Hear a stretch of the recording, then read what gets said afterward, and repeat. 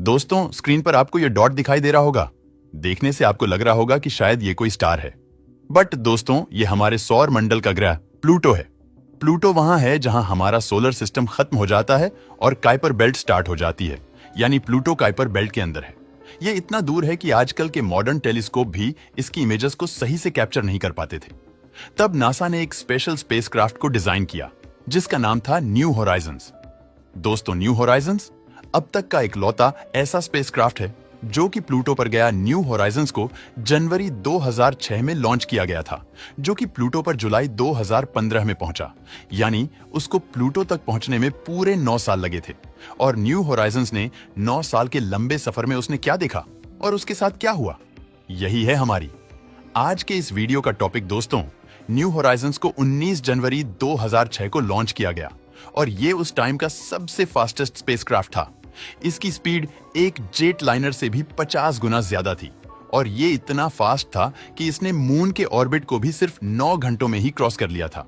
और उसके ठीक 4 महीने बाद वो मंगल के ऑर्बिट को भी क्रॉस करके जुपिटर की तरफ निकल पड़ता है।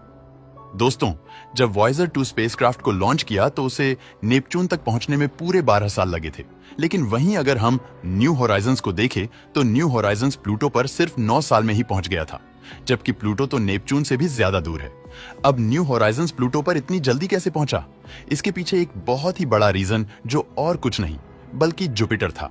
दोस्तों, जब न्यू होराइजन्स मंगल का ऑर्बिट क्रॉस करके जुपिटर के पास पहुंचा तो उसने जुपिटर की ग्रेविटी का यूज करके एक स्लिंग शॉट क्रिएट किया, जिससे उसकी स्पीड 20% स्पीड बढ़ गई और उसका सफर 3 साल कम हो गया।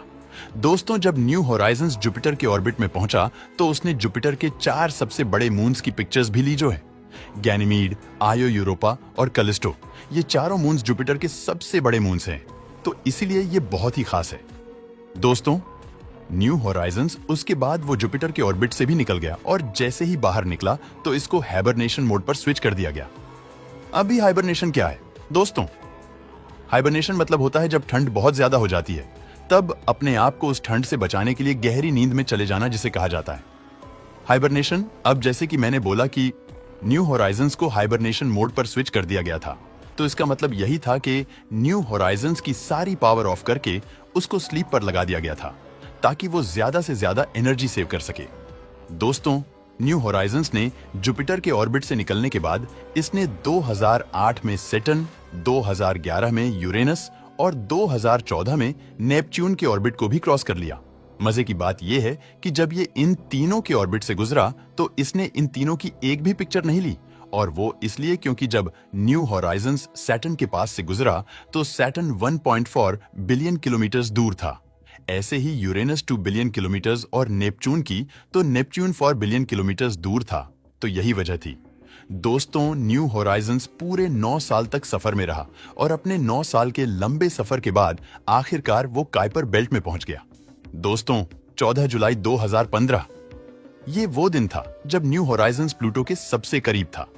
उसने प्लूटो के पास जाकर उसकी बहुत सारी इमेजेस ली और ये पहली बार था कि प्लूटो की इतनी क्लियर इमेजेस को देखा जा रहा था। और जब न्यू होराइजन्स ने प्लूटो के पास से गया तो उसने प्लूटो की एक वीडियो भी रिकॉर्ड की जो कि कुछ ऐसी दिखती थी। इसमें आप देख सकते हो कि प्लूटो की हर एक चीज कितनी क्लियर दिख रही है।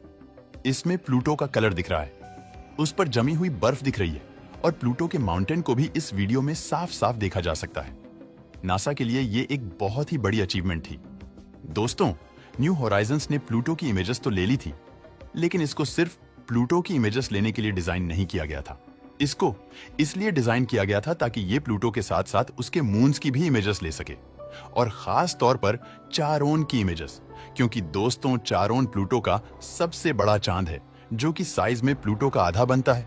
अब ये काफी इंटरेस्टिंग बात है क्योंकि किसी भी प्लेनेट का चांद इतना बड़ा नहीं है कि वो अपनी पेरेंट बॉडी का ही आधा बन जाए, तो प्लूटो का मून चारोन हमारे सोलर सिस्टम का इकलौता ऐसा चांद है जो कि साइज में अपने प्लेनेट से आता है।